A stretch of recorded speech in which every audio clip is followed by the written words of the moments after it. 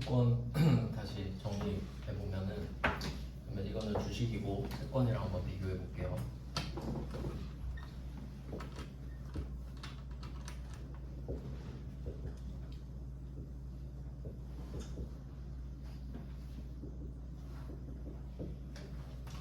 지금은 그 사실 주인공이 B 쪽이라고 보시는 게 맞거든요. 왜냐면 잠깐만요. 어떤 거 놓치셨나요? 전에 건 있어요? 이거 그러니까 막 뭐가 나는지. 이거가 있어요. 아, 네, 그거 있어요. 지금 진도 좀 많이 남았어요. 네네. 네, 그러면 비교를 해보면 지금 단기 매매증권이라고 되어 있는데, 그러면 남의 거를 샀을 때 나한테 자산인 거거든요. 투자 대상이니까. 이때 B가 돈을 주고 사채를 받고 주식을 받죠. 그러면 이때 이게 자산이에요. 이 사채랑 주식이. 근데 이제 자산 이야기하면 반드시 부채냐 자본이냐 이거 따져야 되죠. 그럼 이때 얘 뭐지? 자산인데 얘는 안 따져도 되고 이쪽이 문제네. 이쪽이. 그러면 A 입장을 한번 볼까요? 그럼 A도 돈 받죠. 그럼 요거 자산이지 않습니까? 그럼 둘 다 자산이네. 하지만 얘는 부채인 자산이죠. 갚아야 되잖아. 그럼 얘는 뭐냐? 자산을 주고 자산을 산 겁니다. 그냥 자산 교환한 거지. 현금이라는 자산을 준 대신에 그 현금의 값어치에 해당하는 사채를 샀으니까. 그러니까 얘는 자산 교환, 얘는 자산이 늘었지만 부채인 자산이 늘었고, 이런 느낌이고요. 그럼 지금 우리가 하는 건 B인 거죠. B. 그럼 우리가 나중에 부채 배울 때 이거 나오겠네요. 우리가 사채를 발행한다고도 나오겠네. 근데 지금은 남이 발행한 사채를 사는 이야기라고 있겠네요. 자산이니까. 그럼 이제 A가 돈이 필요해서 주식을 발행했다. 그러면 B가 그 돈 주고 주식 샀죠. 그럼 이번에도 현금을 주고 네 주식을 샀다. 지금 이 상황인 거예요, 우리가. 그럼 얘는 역시 자산이 늘죠. 돈이 늘어나니까. 근데 이 돈은 갚아야 되나요? 안 갚아도 되죠? 그러니까 자본인 자산. 이렇게 정리가 되는 거예요. 그래서 우리가 자산, 부채, 자본 순서대로 배우니까 여기를 먼저 배우고 여기 먼저 배우고 그 다음 요거 배우고 이렇게 넘어가겠네요. 그럼 결국 우리가 다 배울 건데 지금은 남이 발행한 걸 일단 사는 걸 배우는 거예요. 이렇게 정리가 됩니다. 그래서 남의 사채를 사면 채무증권, 남의 주식을 사면 지분증권이 된다. 결론은 둘 다 증권이다. 근데 이거는 왓에 해당되는 거니까 안 궁금하고 우린 지금 Y를 이제 배우겠다는 겁니다. 이렇게 정리를 하고요. 그럼 이제 계정 과목을 한번 볼게요. 그러니까 우리가 쓰는 계정 과목 있잖아요. 아까 축의금 설명드렸죠. 축의금. 그럼 그 축의금에 해당되는 게 복리후생비도 될 수 있고 기업 업무 추진비도 될 수 있다 했잖아요. 그러니까 그 복리후생비나 기업 업무 추진비가 계정 과목이죠. 그러니까 그 계정 과목들이 Y에 대한 대답인 거야. 그러니까 우리가 배우는 계정 과목 하나하나가 전부 다 Y에 대한 대답이다. 이렇게 보시면 돼요. 그럼 이제 What 말고 Y를 배워보자 이거지. 네, 그러면 일단은 단기매매증권을 배웠습니다. 이거는 삼각형으로 그릴 거예요. 네, Y에 해당하는 계정 과목인 거죠.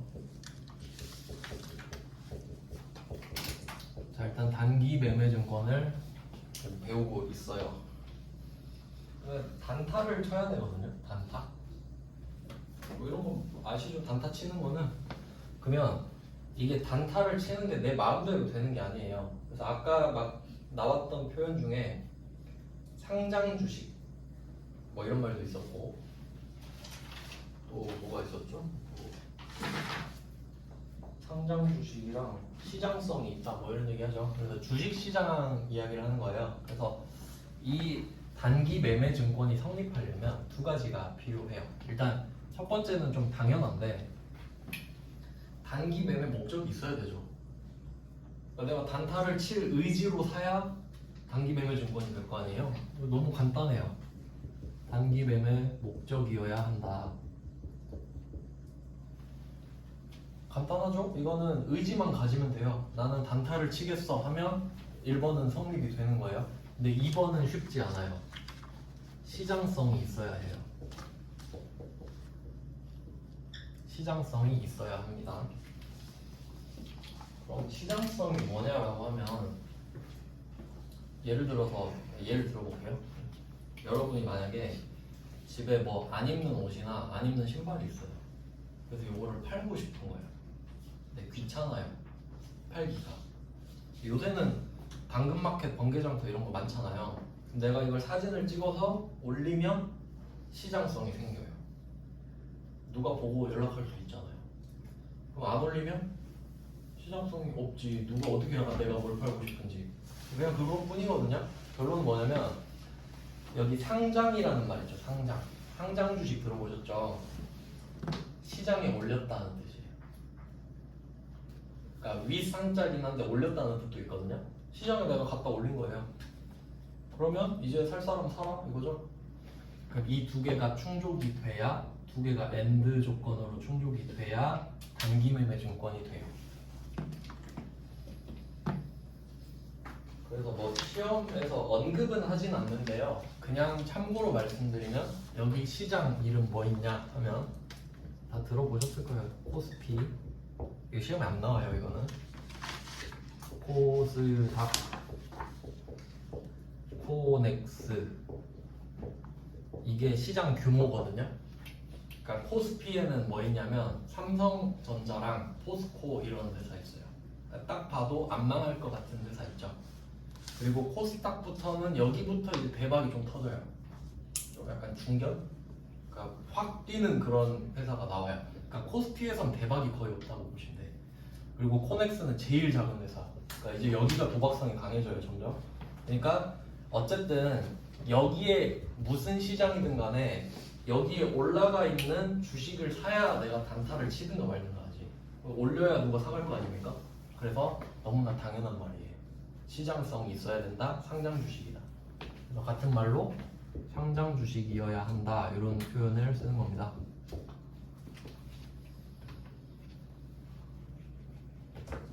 한번 그냥 상식적으로 생각해 보세요. 비상장 주식이란 것도 있어요. 비상장 주식. 아무도 몰라. 나만 아는 거야. 그럼 이걸로 단타 어떻게 칩니까? 불가능하죠. 나만 아는 주식을 어떻게 단타를 쳐? 그러니까 너무 당연한 거예요. 그래서 이 두 개는 말을 해요. 근데 만약에 여러분 문제 푸실 때, 그래서 그 3페이지에 15번, 16번을 우리가 봤잖아요. 문구 확인하셨죠?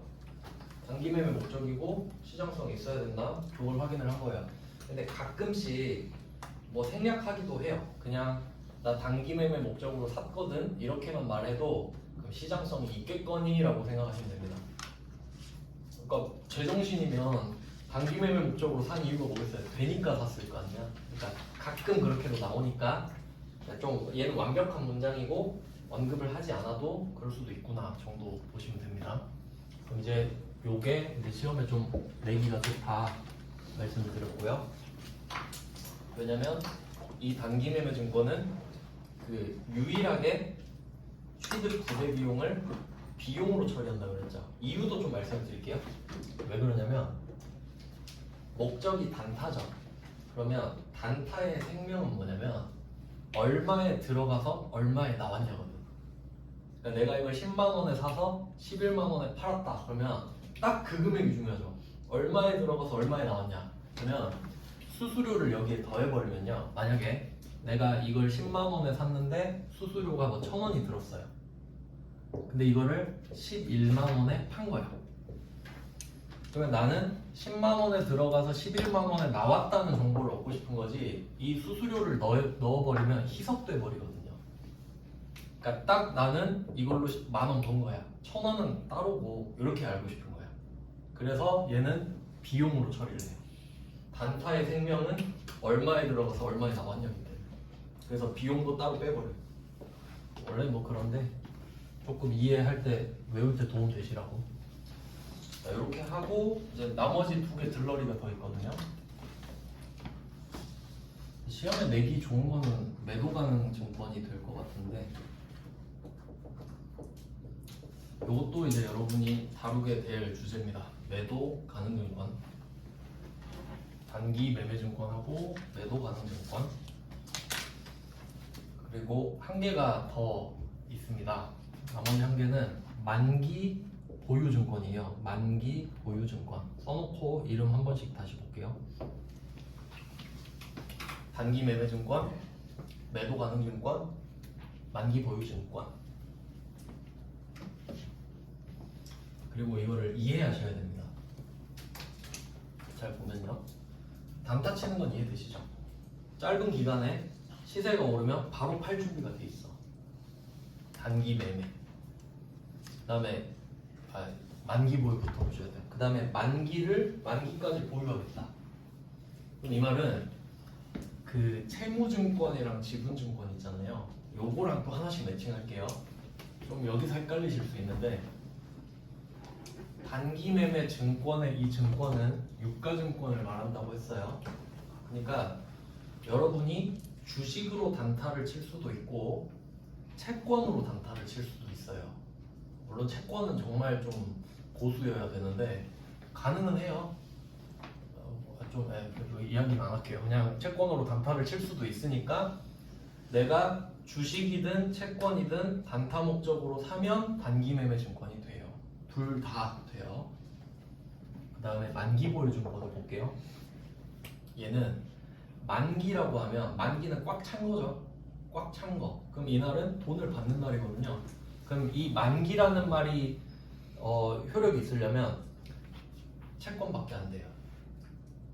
주식은 만기가 없거든. 주식은 소유권이에요. 그러니까 내가 삼성전자 뭐 1%를 갖고 있다 그러면 그냥 현재 삼성전자의 1%를 내가 투자한 상태다라는 뜻이지 이걸 뭐 100년 기다리면 삼성전자 줄게 그런 거 아니죠? 그러면 그냥 갖고 있으면 1%고 마음에 안 들면 팔면 돼요. 그럼 마음에 안 들어서 팔면 난 0%가 되는 거지. 그러니까 주식은 현재의 내가 그 회사에 몇 %의 투자를 했는지 보여주는 상태일 뿐이지 만기라는 개념이 없어요. 물론 오래 갖고 있으면 배당금을 좀 받을 수는 있겠지만 그걸 만기라고 하진 않아요. 근데 채권은 만기가 되면 원금을 받죠. 아주 중요한 거거든요. 그래서 내가 만약에 사채 누가 발행한 걸 산 거야. 근데 보니까 이자도 쏠쏠하고 금액도 원금도 받을 수 있을 것 같아요. 그러면 끝까지 가야겠다. 그럼 만기 보유 증권입니다. 네, 이렇게 되고요. 그러면 2개를 봤어요. 나는 단타를 치겠어. 나는 끝까지 가겠어. 그럼 여기에 주식은 포함이 안 되죠. 주식 이야기는 할 수가 없는 겁니다. 그냥 그렇다는 거예요. 자, 그럼 둘이 성격이 완전 상반되죠. 나는 단타를 꿈꾸고 얘는 끝까지 갈 거고. 그럼 여기 이름 보세요. 매도 가능 증권. 근데 진짜 이름이 저는 진짜 웃기다고 생각하거든요. 볼 때마다. 그러면 증권이 다 매도가 가능하지 않나? 혹시 불가능한 게 있을까요? 그러니까 어떤 느낌이냐면 여러분 뭐 갖고 있는 뭐 휴대폰, 시계, 이런 옷 같은 거 있잖아요. 팔 수 있죠. 근데 누가 그걸 굳이 팔 수 있는 시계 이렇게 말해요. 근데 얘는 굳이 팔 수 있는 증권 이렇게 말하는 거야. 왜냐면 할 말이 없으니까. 지금 얘 둘이 다 해먹었잖아요. 근데 이도 저도 아닌 애가 있을 거 아닙니까? 그럼 나도 이름 하나만 줘. 너는 할 말이 없는데 그냥 매도 가능 증권이라 하자. 아무 뜻이 없는 거야 사실. 알겠죠? 그러니까 뜻이 없어 얘는. 얘도 매도 가능하고 얘도 매도 가능하잖아요. 그냥 이도 저도 아닌 걸 이렇게 하기로 했어요. 그냥 찌꺼기가 되는 거죠. 이렇게 정리가 되거든요. 디테일을 좀 볼 건데 이게 문제 낼 게 진짜 많아요. 말 문제도 그렇고 계정 과목으로 장난치기도 진짜 좋거든요. 그러면 여기에 한 개 더 얹어야 돼. 그러니까 지금 범위가 이렇게 한 개, 이렇게 한 개가 따로 있다는 걸 아셔야 돼요. 근데 막 이렇게 엇갈리는 거야. 그러면 생각을 해봅시다. 매도 가능 증권에는 채무증권도 들어갈 수 있고 지분증권도 들어갈 수 있어요. 맞죠? 근데 만기보유 증권에는 지분증권이 못 들어갑니다. 그리고 단기매매증권은 둘 다 들어갈 수 있어요. 그러니까 이렇게 좀 그 교차가 잘 되셔야 돼요. 생각했을 때 뭐 당연하지 이런 느낌이 오셔야 돼요. 그 다음 이제 한 개를 더 넣어보면은 지금 우리 자산 배우고 있죠. 자산 여기까지 오면 좀 힘들 수도 있는데 자 유동자산을 우리가 배우고 있고요. 비유동자산도 있죠. 자 이것까지 마지막으로 정리를 해봅시다. 세 그룹 있는 거예요 지금. 자 그리고 이제 생각을 합시다. 항상 생각하셔야 되는데 자 단기 매매 증권 있어요. 참고로 제 친구가 그 뭐 코인을 하는데 물려 있어요. 항상 물려 있어요. 마이너스 몇 천이냐가 문제야 지금. 근데 최근에 보여줬을 때 마이너스 6천, 7천 이랬거든요. 근데 뭐 어차피 걔는 그냥 함께 가는 걸 하더라고요. 근데 걔는 지금 시아 코인인가 몇 년째 물려 있어요. 몇 년째. 근데 속마음은 뭐냐면 플러스 되면 바로 팔고 싶겠지. 맞죠? 그럼 걔는 그 코인을 뭐라고 부르겠어요? 아니야 얘는 오르면 바로 팔고 싶다니까? 근데 장기로 보유하고 있죠? 그럼 여기서 포인트 의도가 중요해. 그 친구는 단기 매매 증권을 갖고 있는 거예요. 근데 의도대로 안 되니까 장기 보유가 된 거지 지금.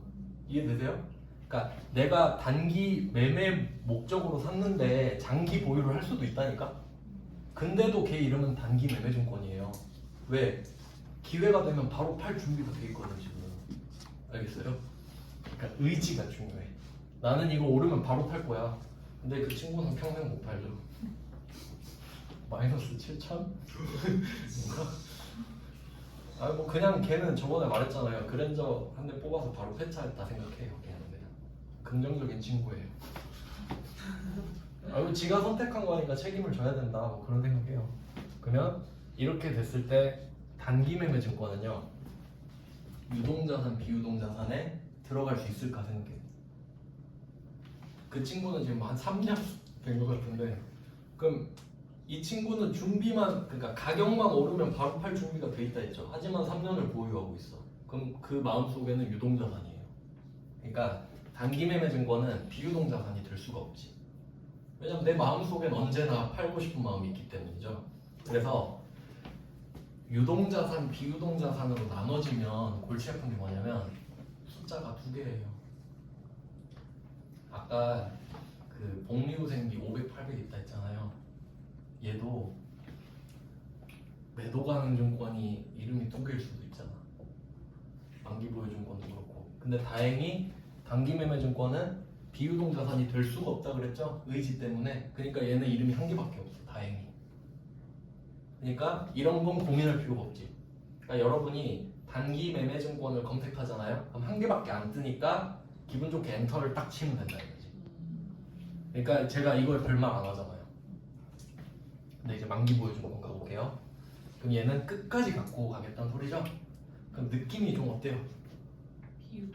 비유동일 것 같죠? 느낌이 딱 이거잖아요. 근데 만기 1년짜리 없을까? 있겠죠? 그럼 얘도 가능해. 그럼 만기 보유증권 딱 쳤는데 몇 개 나와요? 두 개 나와. 기분 안 좋죠? 네.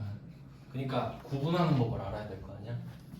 그러면 저는 숫자 모르거든요. 이것만 알려드릴게요. 두 개 나오면 작은 게 유동이에요. 숫자가 두 개 있으면 한 개는 작고 한 개는 클 거 아니야. 작은 게 유동. 작은 게 유동. 어렵지 않죠? 왜냐면 저도 숫자 모른다니까요. 검색해봐서 그러니까 예를 들어볼까? 예를 들어 100 만기 보유증권이 있고 200 만기 보유증권이 있다고 합시다. 그럼 검색했는데 여러분이 만기 보유증권을 검색했는데 100번, 200번 있는 거야. 그럼 100번이 유동자산이라고요. 200번은 비유동이겠지. 그러니까 제가 숫자를 안 외우고 있다고 지금. 그러니까 설명을 못 해드리잖아요. 근데 왜? 외울 필요가 없으니까. 작은 게 유동이란 것만 외우시면 되죠? 그러면 이렇게 나올 수 있잖아요. 내가 만기 보유 증권을 샀는데 만기가 2025년 10월이네? 이렇게 된 거예요. 그러면 만기 보유 증권 검색해서 100, 200. 100. 내년이니까. 26년에 만기래. 200. 그 정도. 그럼 이제 기분이 다시 좋아졌죠? 이 정도 하시면 된다.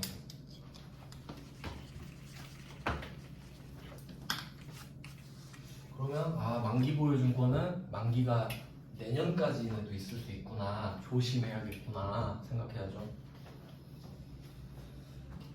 그러면 매도가는 얘가 골칫거리예요. 얘가 좀 어렵게 되면 어려운데 그럼 이제 생각을 해볼게요. 얘는 이도저도 아닌 애거든요. 그러면 얘도 이게 가능할까 생각을 해보면 참고로 얘 둘은요 소속이 기본적으로 투자자산이에요. 그러니까 우리가 유동자산을 배우고 비유동자산을 배운다라고 했을 때 투자자산은 여기 있거든요. 그러니까 얘 둘은 기본적으로 좀 장기 느낌이 있는 애들이에요. 기본적으로. 하지만 예외적으로 단기도 가능할 수 있다라는 거고. 그럼 이제 매도 가능 증권이 어떻게 돼? 이거 진짜 장난치면 좀 답도 없거든요. 그래서 한번 말씀드려볼게요. 그럼 어떻게 이게 될까 한번 생각을 해보겠습니다. 자, 여기서 중요한 거는 단기 매매 증권이 되려면 두 가지를 동시에 충족해야 된다는 거예요. 그러면 둘 중에 한 개라도 아니면 나가리라는 거거든요. 그럼 이제 매도 가능 증권으로 가볼게요. 그러면 이런 경우가 있을 것 같아요. 첫 번째 케이스는 두 가지 조합인데 단기 매매 목적이긴 해요. 단기 매매 목적이야. 얘도 지금 준비돼 있어요. 팔릴 것 같으면 바로 팔아야겠다. 근데 문제가 뭐냐면 상장이 안 돼 있는 경우.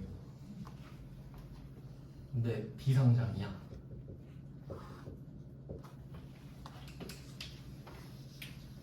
물론 비상장 주식도 거래를 할 수는 있어요. 근데 굉장히 어렵죠. 그러니까 어떤 느낌이냐면 만약에 예를 들어서 우리 아빠가 회사를 세웠어요. 그리고 그 회사에 100% 지분을 다 집어넣은 거야. 한 10억 넣어가지고. 그럼 아빠가 100% 주주거든요. 근데 나한테 주식을 좀 판 거예요.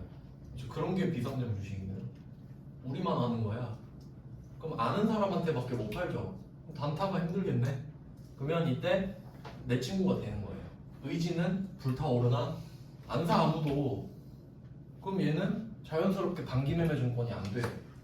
시장성이 없기 때문이지. 그러니까 이 둘 중에 시장성에서 나가리가 되니까 일로 온 거예요. 시장성이 없어. 그럼 만기 보유 증권이 될 리는 없잖아요, 갑자기.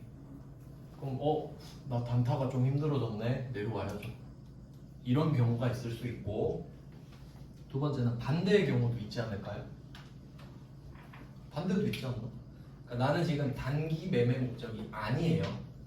그러면 뭐 중장기 이럴 텐데 그냥 단기 매매 목적이 아니라고 할게요. 나 단기 매매 목적이에요.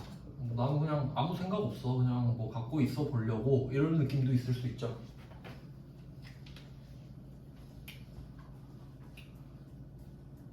뭐 예를 들면 이런 거 아닐까요? 그냥 월급날마다 삼성전자 주식을 10주씩 사요. 그냥 난 시세 관심 없고 그냥 맨날 살 거야 이렇게. 그러면 이런 느낌이지. 난 단타 안 쳐. 근데 상장은 돼 있죠. 삼성전자 주식이. 근데 상장은 돼 있네? 그럴 수도 있지 않나? 그럼 이 두 가지 경우가 매도 가능 증권이 되는 경우네요. 내가 단타는 치고 싶은데 시장성이 없는 경우도 있고, 시장성은 있는데 내가 단타를 안 치고 싶을 수도 있겠네. 그러니까 이 둘 중에 하나가 나가리가 되면 여기로 온다는 게 중요해요. 갈 데가 여기밖에 없거든. 그럼 이렇게 물어볼 수도 있겠죠? 아니 만기 보유가 될 수도 있지 않나요? 라고 하는데 아무런 근거가 없죠. 내가 단타를 치려다가 갑자기 만기까지 가봐야지 이럴 리가 없잖아요. 그러니까 얘 둘은 상관관계가 없습니다.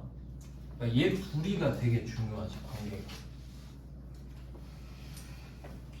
어떤 느낌인지 아시겠죠? 그러면 이제 매도 가는 거 볼게요. 첫 번째 경우 내가 단타를 꿈꾸고 있어요. 제 친구예요. 지금 아무도 안 사요. 그럼 이때 의지는 불타오르고 있죠? 그럼 얘는 유동자산.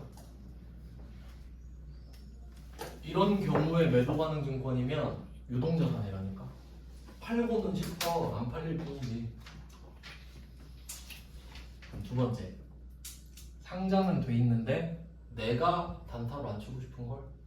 그러면 자연스럽게 비유동자산이 되네. 맞죠?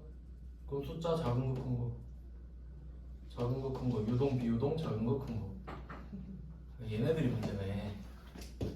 맞죠? 기분 안 좋잖아요 얘네들 때문에 지금. 근데 기본값이란 건 있다. 아무 말 안 하면 큰 거, 아무 말 안 하면 큰 거 얘네들. 그래서 제가 이렇게 나누는 겁니다. 기본적으로 얘는 유동, 기본적으로 비유동, 기본적으로. 근데 되게 뭔가 특별한 언급을 하면 유동도 가능은 하다. 이 정도로 기억을 하시면 돼요. 근데 진짜 쓰잘데기 없이 복잡하잖아. 근데 이렇게 해놓으셔야 나중에 편해요. 그러니까 조금씩 추가하는 것보다 한 방에 쫙 제대로 해놓고 찔끔찔끔 보는 게 더 나아요. 추가하면 약간 누더기처럼 돼가지고. 그래서 지금 15번, 16번 이제 달라 보일 거라 이거지. 왜냐면 지금 우리가 순서대로 배우니까 단기매매증권 차례가 돼서 배우지만 사실은 셋 중에 고르는 문제였다 이거예요. 사실은 셋 중에 고르는 거다. 뭐 어떻게 골랐냐 할 때 단기매매 목적이 있고 시장성이 있다고 하길래 단기매매증권을 찍었다. 이게 정답이 돼야 돼요. 그러니까 사실 겁나 어려운 문제예요. 그래서 15번, 16번이 그렇게 된 겁니다. 그럼 한번 조금 바꿔볼까요? 15번 문제를 딱 한 글자만 바꿔볼게요. 딱 한 글자만. 그럼 15번 문제에서 봄날의 주식은 시장성이 있으며 단기 시세 차익 목적 이렇게 돼 있잖아요. 그럼 요거를 단기를 장기로 딱 한 글자 바꾸는 거예요. 딱 한 글자. 그리고 제가 답을 한번 써볼게요. 어떤 일이 벌어지는가? 그럼 비교해야 되니까 15번의 원래 답은 단기 매매증권. 그리고 그 단기 매매증권은 숫자가 하나밖에 없으니까 구분할 필요 없고요. 그냥 90 쓰고 보통예금 93만 원. 그리고 단기 매매증권은 유일하게 수수료를 900번 수수료 비용. 그러니까 얼마나 문제 내기 좋습니까 이게? 3만 원. 이게 답이었죠. 근데 이게 단자가 장자로 딱 바뀌면 어떻게 되나 볼게요. 한번 미리 생각해 보세요. 어떻게 될까? 대변이 쉬우니까 대변부터 해볼게요. 여기가 쉬우니까. 달라지는 거 있나요? 없죠? 93만 원을 쓴 건 팩트죠.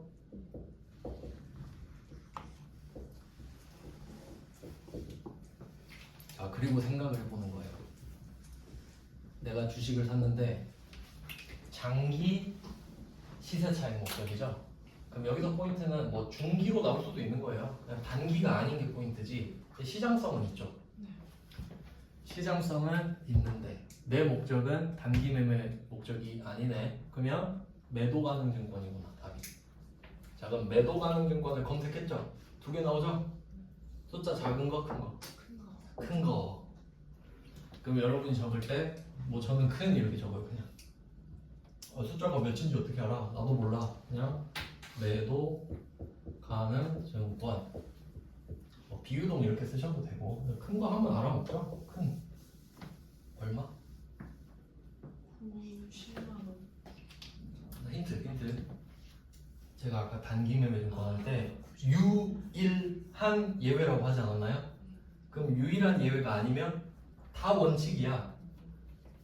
그럼 원재료 운반비를 원재료로 붙였죠. 그럼 매도 가능 증권 수수료를 매도 가능 증권에 붙여. 93만 원. 그러니까 정확히는 이런 느낌이지.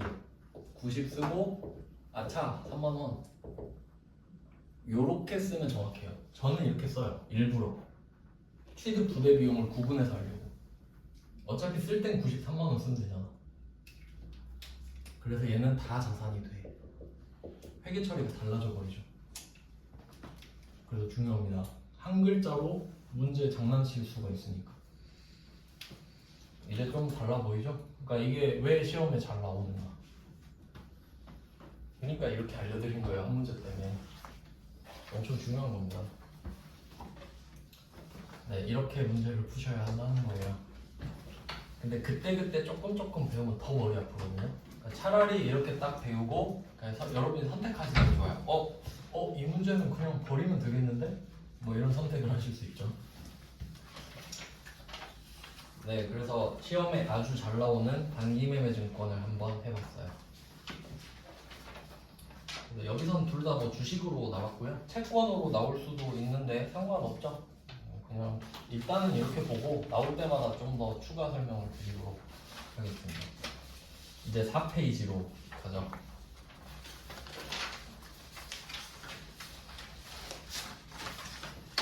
이제 조금 배우는 느낌이 나시죠? 어차피 같은 원리가 계속 반복돼요. 그러니까 그 패턴을 빨리 찾으려고 노력을 하셔야 돼요. 물론 계속 도와드리려고 노력은 할게요. 그래서 이런 식으로 문제가 바뀔 수 있다. 17번으로 가보시면 4페이지 17번이죠. 그러면 주제별로 이제 묶여 있는데 17번은 2020년 기말 이렇게 써 있거든요. 기말이다, 기말. 그래서 사실은 그 여러분이 시험 보실 때 그 거의 여러분은 전표를 치는 시험인데 그 이렇게 나와요. 일반 전표. 지금 뭔지는 사실 뭐 모르셔도 되는데 일반 전표 6개, 메인 매출 전표 6개. 그냥 그렇구나 하시면 돼요. 이건 보고. 그 다음에 결산이라고 세 문제가 따로 이렇게 나오거든요. 그러면 그냥 이게 뭔 말이냐면 메인 매출 전표는 부가가치세 관련된 문제예요. 그리고 부가가치세가 없으면 다 일반 전표야. 그럼 지금 우리가 유가증권 배웠잖아요. 유가증권은 부가가치세 안 붙거든요. 그러니까 일반 전표에서 배우고 있는 거예요 지금. 뭐 그냥 그런갑다 하는데 결산이 따로 나와 있죠. 결산은 12월 31일에 하는 모든 것을 말하거든요. 그러면 이 결산 문제가 세 문제가 따로 있다는 소리는 여기에서 내는 문제는 날짜 이야기를 안 하겠죠. 왜 결산으로 문제를 내고 있으니까. 그러니까 문제 보다 보면 날짜 이야기 안 하는 것들 있죠. 그게 다 결산 문제인 거야. 그래서 제가 넣어놓은 것도 있는데 깜빡하고 안 넣은 것도 있으니까 날짜가 없으면 아 이거 기말 문제구나 하시면 된다고 그냥. 아시겠죠? 그냥 그런 느낌이에요. 그러니까 결론은 결산도 사실 일반 전표예요. 그냥 여러분 전표 치는 시험이에요. 그냥 둥게 잘 찍으면 돼요 이거. 자, 그래서 이제 17번을 보면요.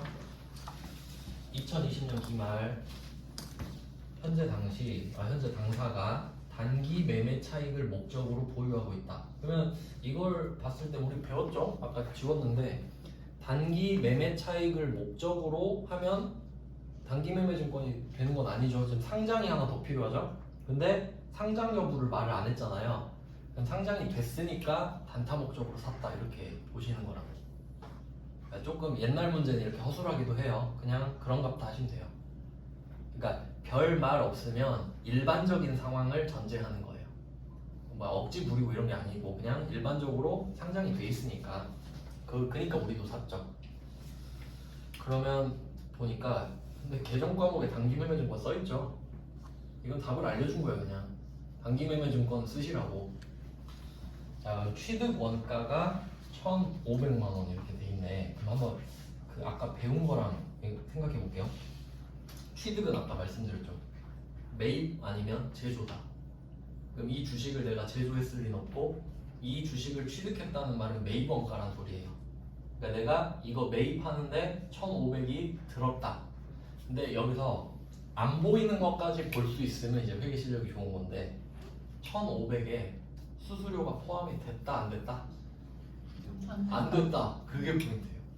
그러니까 얘는 1500 말고 900번 수수료 비용으로 처리가 됐었겠지 정도 생각하면 아주 굿.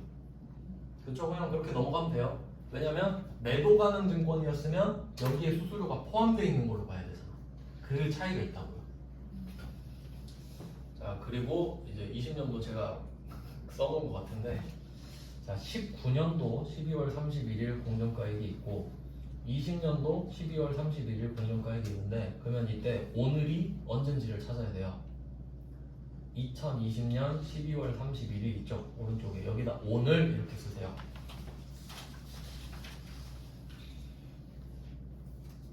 그래서 제가 20년을 억지로 껴놓은 겁니다. 좀 어색하잖아요. 네, 20년인 걸 아셔야 되니까. 네, 그럼 이렇게 해서 상황 파악을 해야 되거든요. 그러면 이때 19년 12월 31일도 있죠? 그럼 이거 보고 느끼는 거예요. 1년 넘게 갖고 있었죠? 근데 이름이 단기매매증권이죠. 물렸네. 이름은 단기인데 1년 넘게 갖고 있죠. 물렸어. 물렸구나. 이렇게 생각하시고, 그리고 취득 원가가 제일 왼쪽에 있잖아요. 그럼 얘는 언제 샀을까 한번 생각해 볼게요. 얘는 2019년 기중에 샀어요.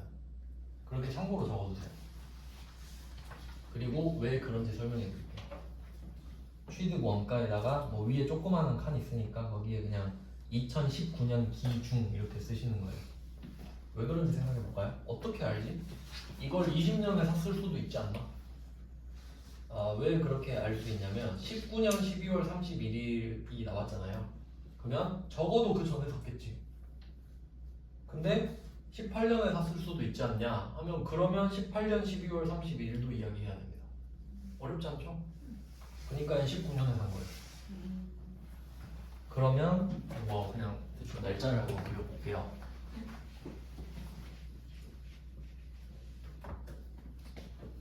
오늘은 20년으로 돼 있으니까 12월 31일 오늘 이렇게 하고, 1년 전 2019년,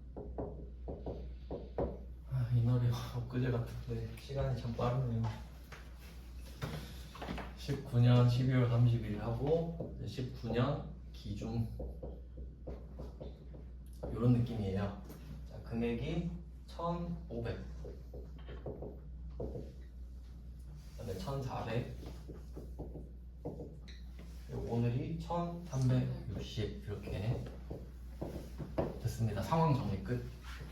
그리고 이제 좀 이상한 단어를 한번 찾아볼게요. 생소한 단어. 공정가액. 공정가액 혹시 뭐 일상생활에서 즐겨 쓰시나요? 아마 처음 보는 게 대부분일 텐데, 이거를 그 세법에서는 주로 시가라고 해요. 시가. 어려운 말 아니에요, 시가는. 지금 막 횟집 같은 데 가도 시가 써있잖아요. 비싼 거는 그때그때 다르게 받겠다. 그럼 왜 회계에선 공정가치라 그러냐면, 그 예시를 한번 들어드릴게요. 만약에 어떤 사람이 당근마켓에서 어떤 물건을 2,000원에 팔고 싶어요. 판매자예요, 판매자. 근데 얘가 애누리를 해달래. 1,000원에 팔아달래. 난 1,000원에 사고 싶은데? 그럼 둘이 거래가 돼요? 거래가 안 되고 있겠죠? 둘이 지금 합이 안 맞아. 근데 얘가 지쳤어요. 안 팔려가지고. 그러면 1,500 어때? 1,500. 그럼 얘가 뭐 그렇게 합시다. 이렇게 된 거예요. 그럼 둘이 1,500에서 만났어요 지금. 그럼 거래가 성사됐죠? 이게 시가야. 시장에서 거래가 성사된 가격. 시가. 맞죠? 누가 등 떠민 거 아니죠? 알아서 자율적으로. 그럼 세법에서는 이렇게 시가란 말을 쓰는데, 회계에서는 이 가격이 공정하니까 거래가 이루어졌다고 봐요. 그 영어로 그 페어플레이 하자 이런 거 할 때, 페어, 공정한. 그래서 공정, 영어로 페어 밸류거든요. 공정 가치야. 그래서 시가예요. 그래서 그러니까 회계에서는 그냥 시가를 공정 가치라 해요. 어렵지 않죠? 그래서 이때 정확히 말하면 여기 주식시장이잖아요. 정확히 말하면 12월 31일에 종가였을 거야.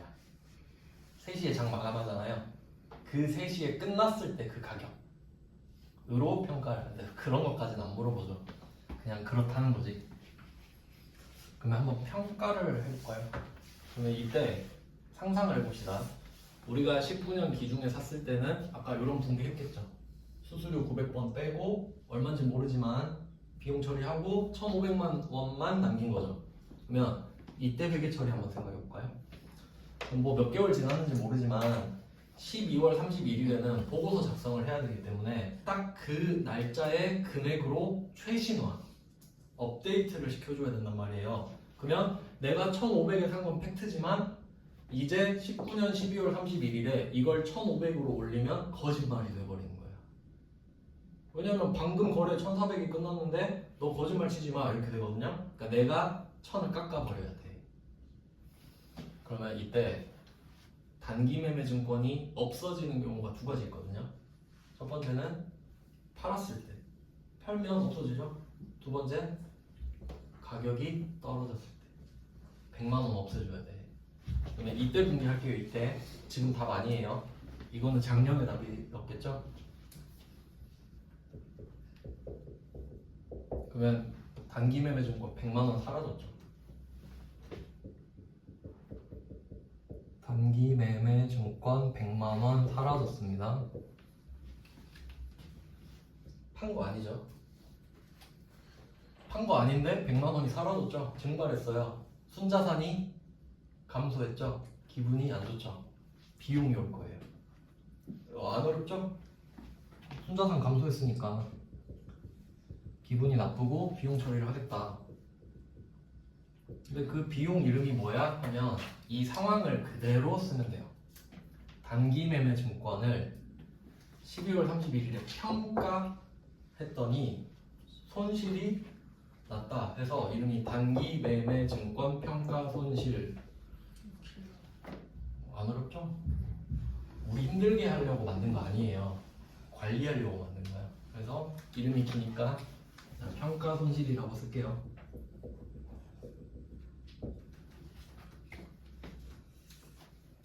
이게 답이 돼요. 이때 답. 오늘 답은 뭘까? 어때요? 이때에 비해서 40이 또 떨어졌죠. 또 금액만 바꾸면 되겠네. 여기에서 여기까지 얼마 떨어졌어요? 40, 40, 40. 100은 이때 했으니까. 그럼 토탈 1500에 시작해서 100 깎고 40 깎아서 오늘 1360이 잔액. 요렇게 만들어요. 근데 너무 상식적이지 않아요? 막 되게 거부감 들고 막 억지 부리는 것 같아요. 그러니까 오늘 답이 40이지 40. 이거 어려워하면 안 돼요. 이거는 진짜 쉬운 문제예요. 그러니까 여기서 포인트는 뭐냐면 처음의 금액이 아니라 가장 최근에 평가한 금액이랑 비교를 한다는 게 포인트예요. 잊어버렸어 얘는. 몰라 나는 얘는 기억 안 나. 작년 거가 1,400이니까 이게 이거까지 설명을 좀 시켜요. 진짜 중요한 개념이 하나 있는데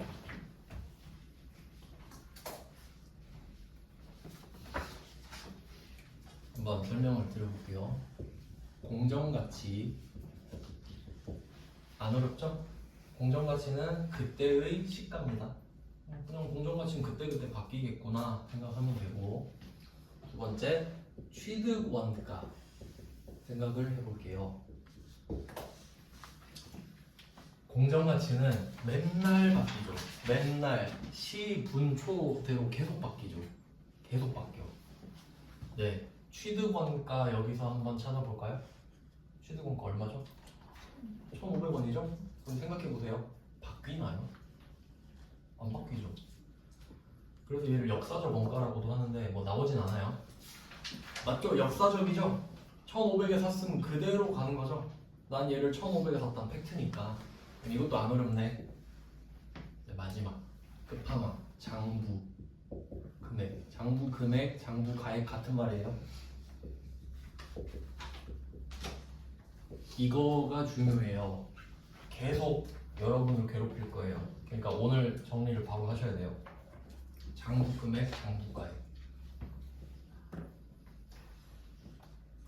해석 하겠습니다. 장부 금액이랑 장부가액은 내 장부에 써 있는 금액이거든요. 그렇죠? 그러면 그냥 이 위에 거랑 한번 비교했을 때 바뀌어요, 안 바뀌어요? 장부가액 바뀌어요? 왜 바뀌는지 알아야지 이제. 자, 한번 날짜 타고 다시 가볼게요. 이거 진짜 중요해요. 자, 진짜 중요합니다. 이거 잘 들으셔야 돼, 진짜로. 이것만 하고 쉴게요. 우리가 19년 기중에 1,500에 샀죠. 1,500에 샀어요. 그럼 이 1,500은 그 샀을 때의 공정가치야. 맞아요? 그때의 공정가치니까 내가 이 1,500을 주고 산 거야. 맞죠? 그러면 그 당시의 시가대로 돈을 줬으니까 그 당시의 시가가 취득 원가가 된 거 맞죠? 그 금액에 취득을 해야만 하니까. 그러면 그걸 사자마자 장부에는 얼마 써 있어요? 1,500이지. 그러면 딱 이걸 샀을 때 있죠. 이 세 개가 짝 일치해. 그때 공정가치로 샀으니까 장부에도 그렇게 써 있거든. 맞죠? 유일하게 딱 정렬이 되는 순간이에요. 자, 이제 12월 31일이 됐어요. 이때 공정가치는 1,400이라고 하네요. 취득원가는 1,500 안 바뀌죠? 근데 취득원가는 지금 중요한, 여기선 아직 중요하네. 그러면 이때 내가 1,500에 샀는데 오늘 1,400이 됐다. 차이 100만 원이 떨어졌죠. 그럼 내가 이걸 분계를 찍기 전에는 장부 금액이 1,500이잖아요. 그대로. 근데 이걸 보고 100만 원 떨어졌네. 그럼 100만 원 아까 감소시키는 분계 보셨죠? 그 분계를 찍고 나서 바로 보면 장부 금액에 얼마 돼 있다? 1,400이 돼 있지. 왜? 1,500이라고 적어 놨었는데 100을 깎아버렸잖아요. 그럼 잔액이 1,400이 되어 있지. 그럼 장부 금액은 이날 분계를 한 이후부터 1,400. 분계 전엔 1,500이었어. 분계 후에 1,400이 됐어요. 장부 금액이 이 분계 전엔 1,500이었는데 분계하고 1,400이 됐다고. 장부 금액이. 그러면 공정가치랑 장부 금액이 일치하네요. 1,400이니까 1,400으로 만든 거네. 맞죠? 취득원가는 그대로 1,500이에요. 근데 이제 쓸모가 없어졌지. 하지만 취득원가는 1,500이에요. 하지만 쓸모가 없죠. 자, 이제 오늘로 갑니다. 오늘. 그러면 이때 오늘 누가 물어봐요? 너 이 주식 취득원가 얼마야? 하면 1,500이에요. 안 바뀌어요. 근데 쓸모가 없다고 그냥. 1,500은 맞죠? 그럼 이때 공정가치가 1,360이잖아요. 그럼 이제 분계를 이렇게 40 찍었죠? 이 분계를 하기 전엔 장부 금액이 1,400이었어. 40을 다운시키는 분계를 찍자마자 잔액은 1,360이 되죠. 분계 전엔 1,400, 분계 후엔 1,360. 그럼 공정가치가 장부 금액이랑 일치하네요. 그럼 결론은 뭐냐면 이 장부 금액은 공정가치를 따라가는 애네. 이렇게 이해를 하셔야 되니까 진짜 중요한 겁니다. 이 장부 금액 개념이 정말 어려워요. 그래서 이런 느낌이구나. 아시겠죠? 그래서 엄청 자세히 설명드린 거예요. 네, 일단은 이렇게. 그러니까 답은 간단한데 장부 금액 개념 좀 생각해 보시고 10분 쉬고 5시부터 다시 볼게요.